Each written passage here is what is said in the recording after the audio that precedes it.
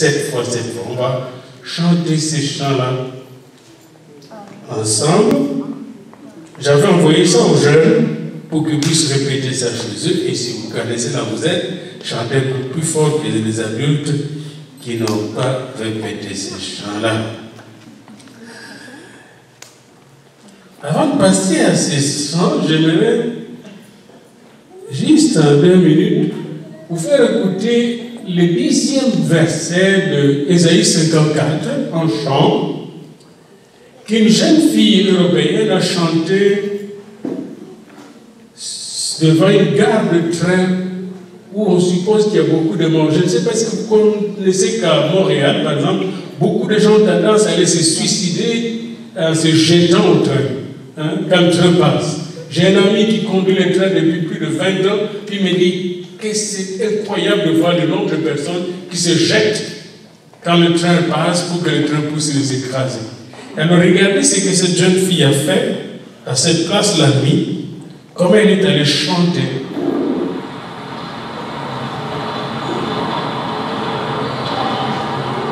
Pour chasser ces esprits de mort. Les montagnes s'éloigneraient, car les collines chancelleraient, quand les montagnes s'éloigneraient. Ésaïe 54, 10. Comme il promet. Son amour, oui, son amour ne s'éloignera loin de toi. Son amour, oui, son amour ne s'éloignera loin.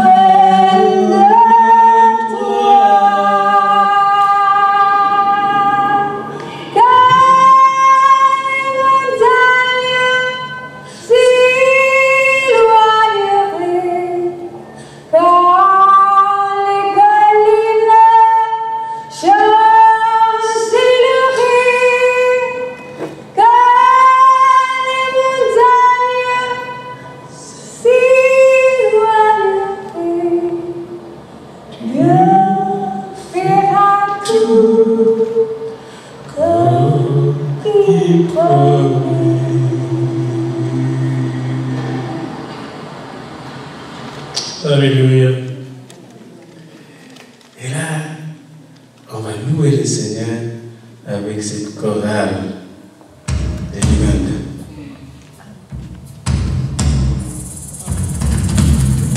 Ces jeunes filles et ces jeunes garçons.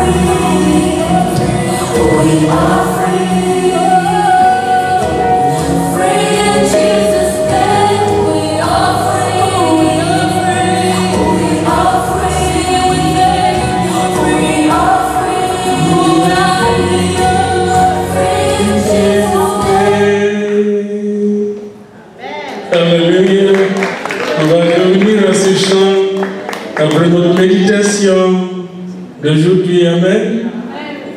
C'est le chant d'aujourd'hui. Toutes les chaînes sont tombées. Amen.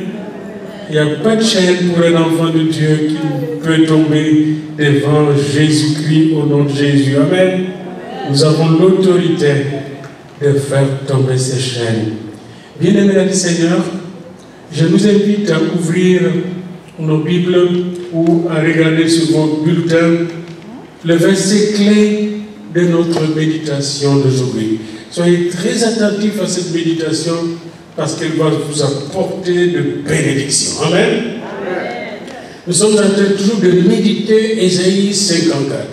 Nous avons médité les 10 premiers versets. Et dans ces 10 premiers versets, il y a un mot-clé, élargi. Amen. Élargis l'espace d'attente. Élargis ta vision. Élargis ta conception de bénédiction que Dieu t'a donnée. Élargis l'espace d'attente. Ne crains rien. Élargis. Et dans la deuxième partie, nous allons voir qu'est-ce qui bloque souvent la force dans nos vies et nous empêche d'élargir l'espace de notre attente. À partir du verset 11 jusqu'à 17. Et nous verrons comment Dieu nous aide à élargir l'espace de notre attente. Le verset clé de cette partie-là du chapitre 54 d'Ésaïe 11 à 17, c'est le verset 14. Tu seras affermi, Israël, mon épouse, tu seras affermi par la justice. La justice de Dieu, c'est-à-dire cette justice miséricordieuse. Cette justice qui vient prendre la place de celui qui n'est pas juste pour le rendre juste. C'est ça, étant justifié par la foi, nous avons la paix avec Dieu. Israël était abandonné, écrasé par le péché pendant ce moment, découragé, abattu. Puis Dieu lui dit, hey Israël, tu seras affermi par ma justice. Bannis l'inquiétude. Bannis l'inquiétude. Car tu n'as rien à craindre. Tu n'as rien à craindre. Et la frayeur, quand elle n'approchera pas de toi. Maintenant, avant d'avancer dans le thème que nous allons développer ensemble, le sous-thème de ce thème, la bannie l'inquiétude, j'aimerais d'abord faire quelques définitions, vous donner quelques définitions. Qu'est-ce qu'est l'inquiétude? L'inquiétude est différente de l'anxiété. L'inquiétude, c'est un état affectif causé par la crainte ou l'appréhension ou l'incertitude. C'est-à-dire, on a la crainte de la maladie, on a l'incertitude que son état de santé ne revient. Et dans la Bible, on parle dans beaucoup de zones du monde, vous savez, les gens craignent que demain ils n'auront pas à manger. Il y a des places où les gens craignent demain. Qu'est-ce que nous allons manger? Ils vivent dans l'incertitude. Les salaires n'arrivent jamais. Et c'est là que la Bible dit dans Matthieu 6, n'est-ce pas, ne vous inquiétez de rien. Ne vous inquiétez pas de ce que vous mangerez ou de ce que vous boirez ou comment vous allez vous vêtir. Il y a des gens qui craignent que demain, ils n'auront pas d'habits. J'étais déjà dans le coin du monde où les femmes ne peuvent sortir la journée parce qu'elles n'ont pas d'habits. Et quand nous étions à l'église, nous achetions des habits qu'on amenait en campagne pour aider à ces femmes de s'habiller. Cela n'est pas votre inquiétude. Mais il y a d'autres inquiétudes qui se trouvent dans ce monde de la civilisation bien-aimée. Il y a beaucoup d'inquiétudes. Beaucoup d'inquiétudes dans nos maisons. Et l'inquiétude peut amener à l'anxiété. L'anxiété devient quoi? L'anxiété, c'est un état pathologique. L'inquiétude n'est pas un état pathologique. L'anxiété, c'est un état pathologique qui fait que même votre comportement, votre physiologie, n'est-ce pas, commence à souffrir cette peur. Parfois, une peur qui n'est pas fondée. Vous voyez, l'anxiété, c'est un état beaucoup plus pathologique, psychologiquement, physiologiquement et même comportementalement. On souffre, on a peur. Une peur qui nous accompagne parfois pour rien. Là. Tu es sur la table, tu manges avec quelqu'un, tu te mets debout. Je ne peux plus manger. Ou tu es dans la voiture, tu veux sortir de la voiture. Tu es anxieux. Hein? Alors, ce n'est pas de l'anxiété qu'on parle aujourd'hui, on parle de l'inquiétude. Cet état qui fait que nous puissions avoir de l'incertitude, la peur permanente. Et Israël était dans l'incertitude, jusqu'à maintenant d'ailleurs. Savez-vous que toutes les bombes atomiques qu'on amasse, c'est causé par l'incertitude. Nos nations, les États-Unis, tout ça, ont amassé des bombes atomiques et d'autres bombes et des missiles que nous ne connaissons pas de la nature, pour se défendre contre une certaine menace. La Corée du Nord, aujourd'hui, est dans l'incertitude. Puis, dans cette incertitude, elle a amassé des bombes pour essayer de menacer toujours les États-Unis. Et vous entendez, quand M. Trump parle, et l'autre parle, ça c'est l'incertitude, l'inquiétude. Beaucoup de gens s'inquiètent, mais l'enfant de Dieu ne s'inquiète pas. C'est ça.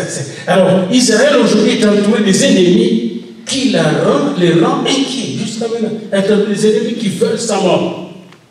Eh bien, nous aussi, bien-aimés, il y a un ennemi qui rôde autour de nous, cherchant qu'il va dévorer. C'est pourquoi ce passage est aussi pour nous aujourd'hui. Amen. Voilà, mais l'inquiétude, c'est cet état affectif d'incertitude, de crainte, d'appréhension. Et je vais chez le médecin, peut-être que je suis malade, peut-être que le cancer a commencé à ronger mon corps. Vous avez cette incertitude, cette crainte, et vous commencez à vous en inquiéter, n'est-ce pas? Alors, pour assurer Israël, Dieu va lui révéler un certain nombre de choses dans Ésaïe 54. Et aujourd'hui, j'aimerais vous en parler. Dans Ésaïe 54, 11, il commence par lui dire: malheureuse, battue de la tempête, que nul ne console. C'est-à-dire, il connaît la situation d'Israël. Malheureuse, battue de la tempête.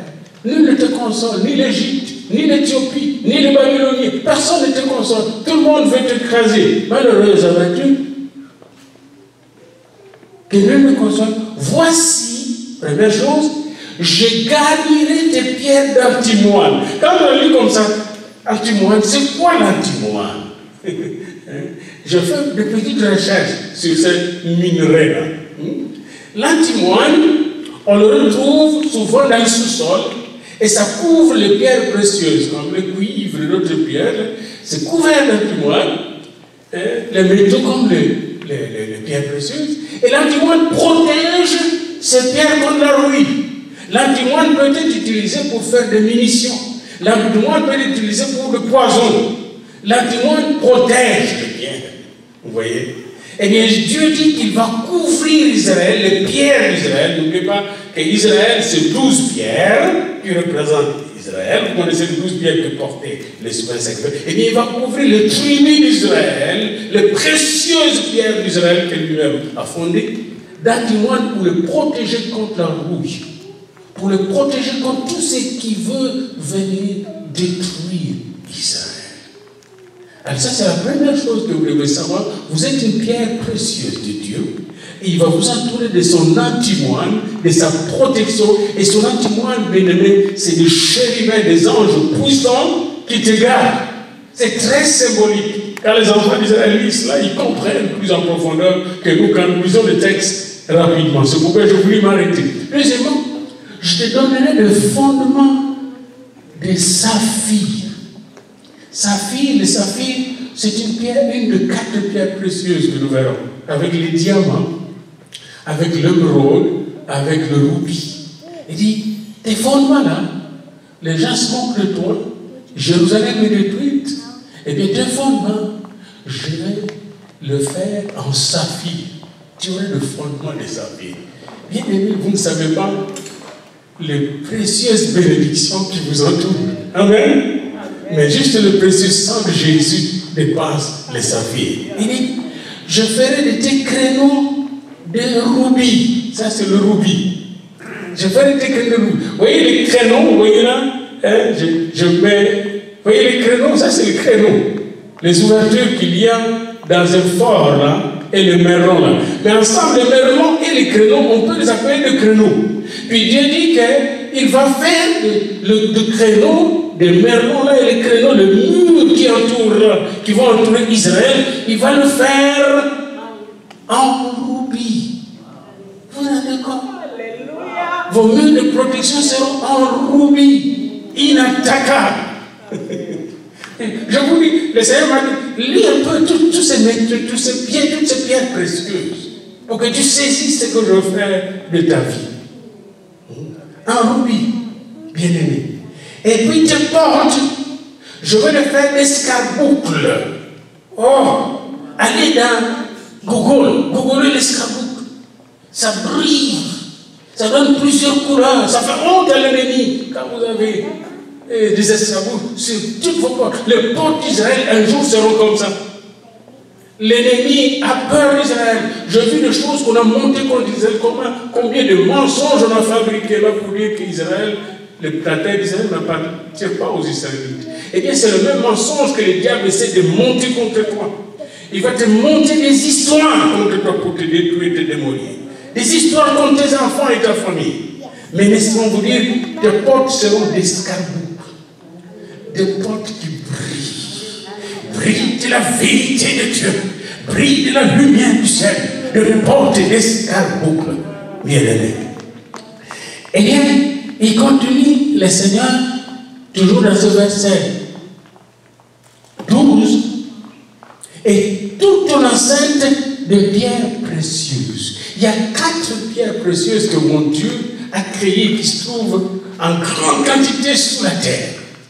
Vous avez, bien aimé, les rubis, les saphirs, les diamants, l'émeraude. Il y a plusieurs sortes de diamants. Moi, je viens d'un pays où il y a des diamants et puis il y a des émeraudes chez moi dans mon pays. Puis je connais, parce que j'ai vendu un peu les pierres précieuses, je connais qu'il y a beaucoup de sortes de diamants, de rubis, de saphirs et d'émeraudes.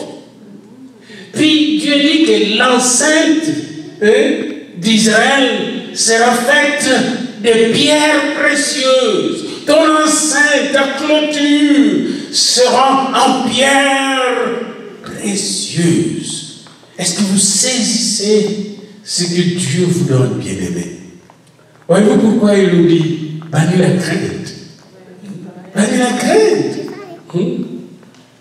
Bien-aimé, j'ai regardé bien ces pierres précieuses, toutes ces pierres précieuses, les diamants, les saphirs, le rubis, l'émeraude, ça va être ma clôture. Ça va faire mon enceinte. Alléluia! Alléluia! Juste quand je regardais ça, je dis, mais pourquoi nous avons soit de l'inquiétude? On s'inquiète de quoi? Des richesses? On s'inquiète de quoi? Ne vous inquiétez de rien. Bannis la crainte. Bannis la crainte. Car tu n'as rien à craindre, dit la parole. Je n'ai rien à craindre. Alléluia! Alléluia! Est-ce que vous me suivez, bien-aimé? Et il continue, il ne s'arrête pas là, bien-aimé.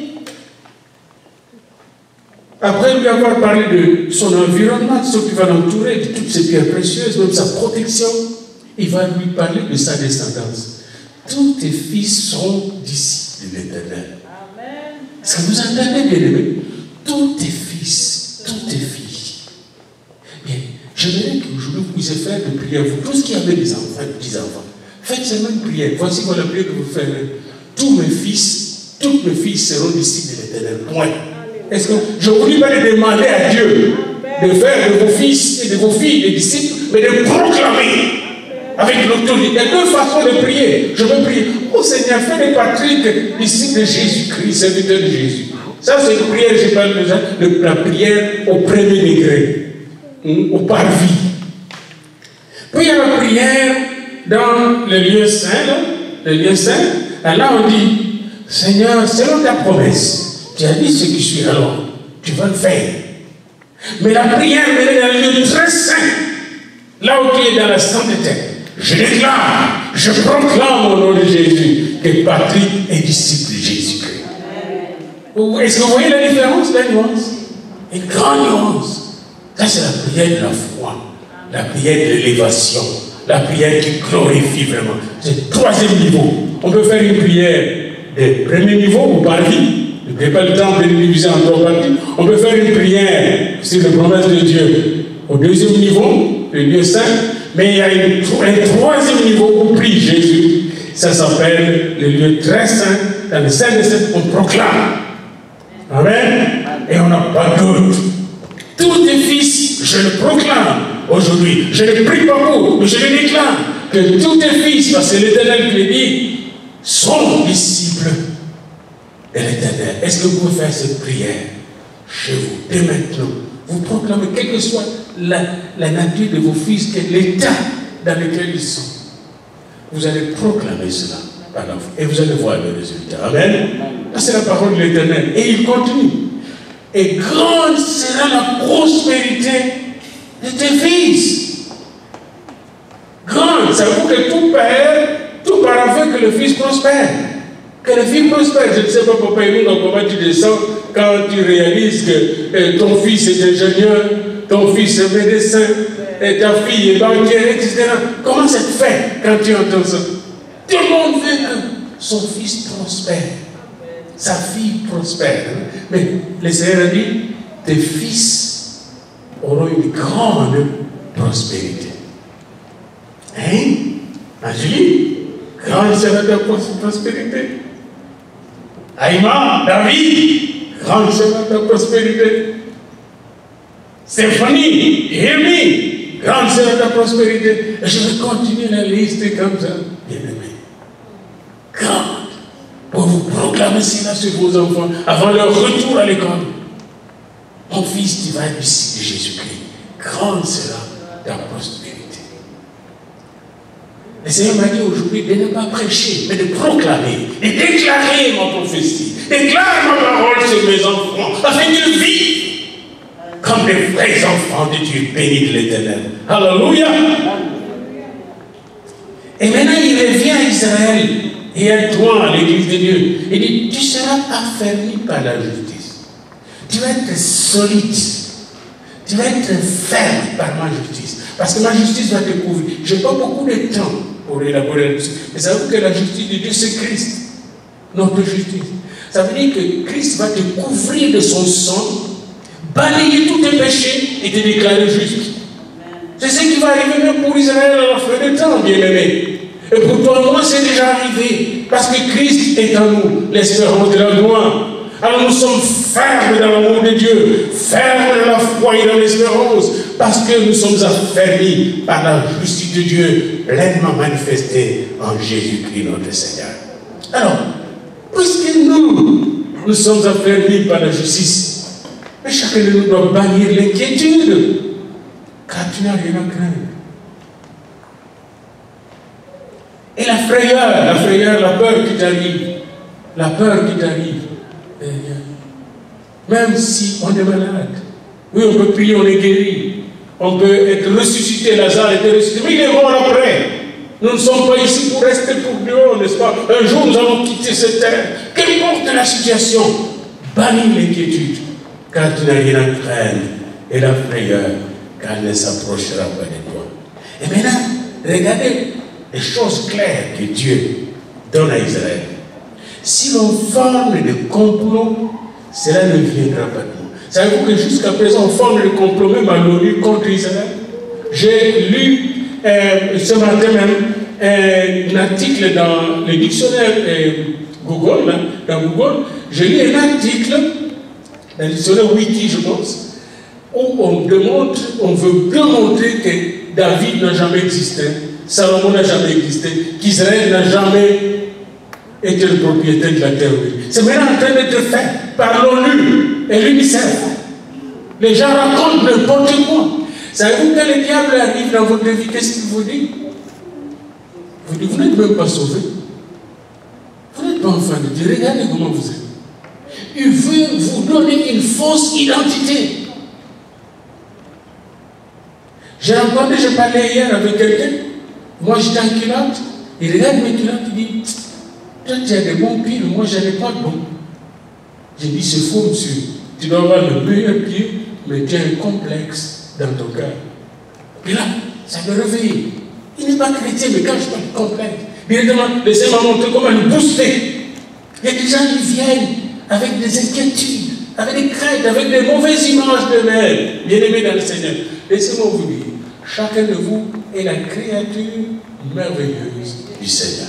Amen. Alléluia. Amen. Et alors les gens forment des complots contre vous peut-être. Moi j'ai travaillé quelque part où on montait des complots contre les gens chaque jour.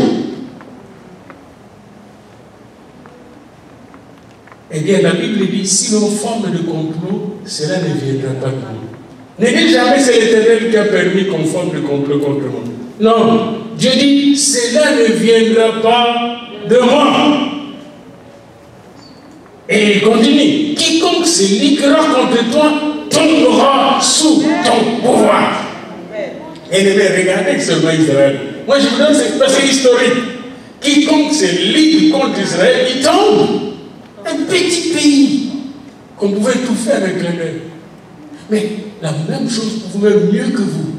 Si quelqu'un se ligue contre un enfant de Dieu, il va tomber sous son pouvoir. Le sorcier, le vaudou, les lanceurs de sorts ne peuvent rien faire contre vous. Au nom de Jésus-Christ. Au nom de Jésus-Christ. Alléluia. Et Ésaïe 54:16, voici, j'ai créé l'ouvrier qui souffle le charbon au feu et qui fabrique une arme par son travail. Mais j'ai aussi créé celui qui fabrique l'arme qui va détruire notre arme. Les États-Unis, ils ont des bombes atomiques, mais ils ont aussi des anti-bombes atomiques. Vous voyez, c'est bien d'avoir des bombes atomiques comme notre petit qui joue là-bas en Corée, hein, qui joue avec le feu. Mais il oublie qu'il n'a pas des anti-bombes atomiques. La technologie des États-Unis est tellement avancée qu'il faut être fou pour provoquer ces gens-là. C'est pas pour rien que la Chine et tout ça bouge. Quand Trump essaie de dire, je vous n'avais encore rien entendu. Bien aimé, si aujourd'hui la guerre nucléaire éclatait entre la Corée du Nord et les États-Unis, en une seconde, la Corée du Nord va disparaître. Ça, je sais parce que je connais la quantité des armes que les États-Unis, non seulement là-bas, ils ont tout aussi en Corée du Sud. Donc, vous devez connaître votre ennemi avant de le provoquer. Eh bien, laissez-moi vous dire, le diable qui rôde autour de vous est très fort. Et il risque de vous faire du mal. Malheureusement pour lui, il provoque un plus fort que lui. Amen. Et le plus fort que lui, c'est Jésus, qui l'a vaincu. C'est Dieu notre Père, qui l'a vaincu et qui le vaincra toujours. C'est pourquoi en lui, nous sommes plus que vainqueurs. Alléluia. Alors, Dieu a créé le destructeur du diable. Vous savez qui est le destructeur du diable? C'est lui-même. Le destructeur du diable, c'est lui-même. Il va s'auto-détruire. Parce que le salaire du péché, c'est la mort. Et le destructeur de lui-même, bien-aimé. Tous ceux qui vont s'attaquer contre vous vont se détruire.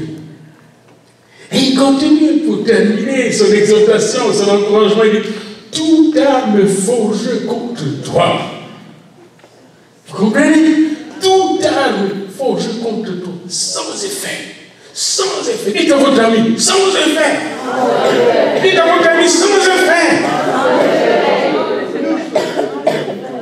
Toute arme de malédiction, arme de haine, de jalousie, au travail de gens qui vous attaquent pour que vous ne puissiez pas être promotionnés, ils perdent leur temps, sans effet. Dites avec moi, sans effet.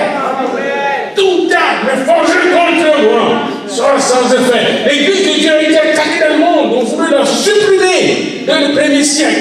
Elle est là vivante, l'église, elle est partout dans le monde, elle est même dans mon village, avec les hôpitaux et les écoles. L'église de Dieu est vivante. Amen. Les athées sont venus, les communistes sont venus, l'URSS est partout en Chine. Ils voulaient supprimer l'église, mais l'église est toujours plus vivante. Elle restera plus vivante. Tous ces pays vont disparaître. Et l'église, puisqu'elle est dans la parole de Dieu, elle va demeurer jusqu'à l'enlèvement. Alléluia. Toute arme forgée contre moi sera sans effet. Moi, j'aimerais que vous marchiez comme ces types-là. J'aimerais que nos enfants marchent comme ça. Quand on les attaque, on leur fait du bullying à l'école. Sans effet. Les enfants, dites avec moi. Sans effet. Les bullying, sans effet. Celui qui vient avec le racisme, sans effet. Celui qui vous humilie, sans effet. Celui qui vous attaque, sans effet. Et vous marchez comme ça à l'école. Sans effet. Ça, je vais l'avoir. Sans effet. Mon Angélique, sans effet. C'est pas ingénieur, mais des certains, tu vas le voir. Amen. Mais jamais servant de l'Éternel aussi. Hein? Alléluia. Bien aimé. Et toute langue qui se lèvera en justice contre toi, regardez, on ne dit pas la justice, tu la condamneras. C'est à toi de la condamner. Et cette langue, je la condamne, je la coupe au nom de Jésus. Toute langue qui s'élèvera en justice. C'est pour toutes les langues qui s'élèvent contre Israël sont condamnées d'avance. Toutes les langues qui s'élèvent contre toi et ta descendance sont condamnées d'avance. Toutes ces langues condamnées d'avance. Autrement dit, n'aie pas peur des gens qui insultent, qui t'attaquent, qui te lancent des sorts, etc. Sans effet. Ah, si j'étais avec vous, je sortirais avec ces mots sans effet, sans effet. Je serais fou des sans effet. Toute langue qui s'élève. C'est avec la langue qu'on allait maudire les enfants d'Israël par Balaam et Balak. Nombre 22, 23, 24. On est allé chercher des vins, lancer des sorts. Et je pensais que c'était seulement là-bas en Afrique. Mais en vrai, j'ai découvert des femmes qui cherchent de protection, puis qui se lancent les sorts les unes les autres. En vrai, ici. Les lanceurs sont ici en vrai. Pas loin d'ici. N'allez pas en Haïti pour me chercher. Là où il y a l'homme, il y a l'hommerie.